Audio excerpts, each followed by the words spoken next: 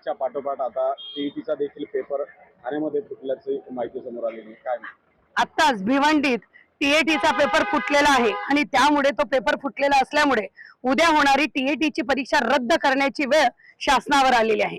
आपण एकीकडे बघत आहोत की राज्य आणि देशात नीट सारखा पवित्र पेपर म्हणजे डॉक्टर होणाऱ्या व्यक्तींचे पेपर फुटत असतील आणि त्याची हळहळ पूर्ण देशात व्यक्त केली जात असतील, अनेक आंदोलनं होत असतील, त्याच धर्तीवर पुन्हा एकदा जिथे भावी शिक्षक जे शिक्षक आता कार्यरत आहेत त्यांना देणारी टीएटी सारखी परीक्षा जर फुटत असेल आणि त्यांच्याकडे पहिल्याच दिवशी पेपर येत असेल तर यावरून राज्य शासन आणि केंद्र शासन एज्युकेशन मध्ये किती अगदी कटिबद्ध आहे हे आपल्याला दिसून येत आहे की पूर्णतः शासनाची एज्युकेशन पॉलिसी पूर्णतः फेल ठरलेली आहे.